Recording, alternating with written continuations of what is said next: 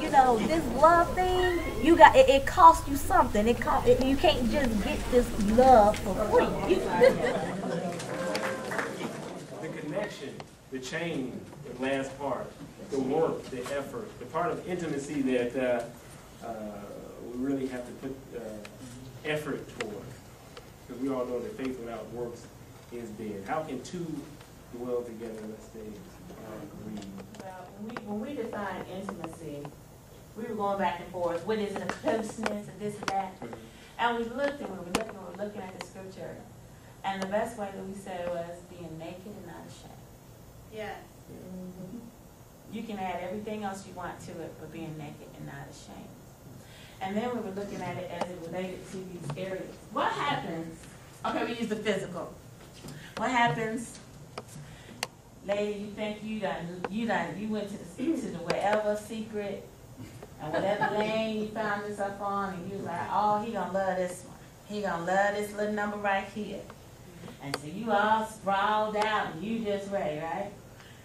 What would happen if he came in and he said, when you get that right there? No, under the other one. Where did that come from?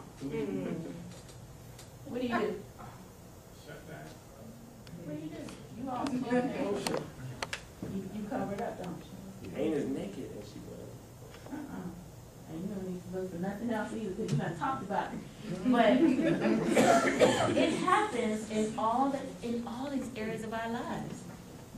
I don't care what you're talking about spiritually. If I come and tell you Jesus showed up on my pillow, and I tell you all of this stuff, and oh my goodness, and wow, and I used to do this. This was my thing. I mean, my husband is a dreamer out of this world, and I would shoot him down. That is so crazy. You ain't seen nothing. And after a little while, folks stop talking to you and telling you about things. And you know more as transparent. You're not transparent. You're not vulnerable. And it can go in any of these areas. Emotionally, that's a real good one. I'm just trying to say that I feel like when you said that way, it made it seem like nothing that I would have respond in the wrong way. I'm famous for that. I really am. I'm a cave woman. I know most people say people are cave, the men go into their caves. He always trying to pull me out. Come on back out, woman. Because I'll go out if I try, and that was one of the hardest things for us, because when I get emotional, I'm like, hello! I am like, ah! And he would look at me and look at you. Literally say this, which made me want to go, because he's looking at me like, look at you. And I would make a pact with myself. You'll never see that again.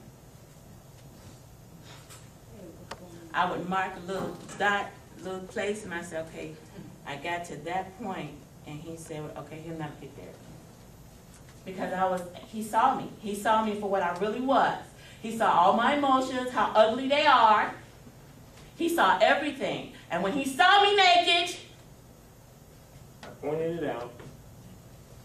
And being in tune with my spouse, I saw her.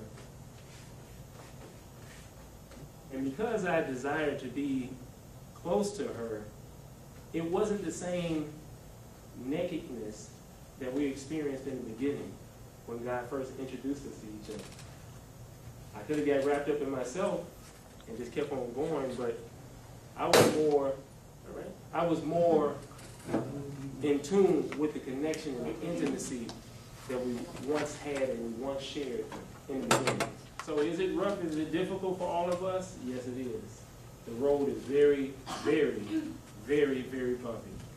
But how do we find it within ourselves to maintain and maximize the connection? How do we get back on board of talking on the same page? For everybody in here, it's different.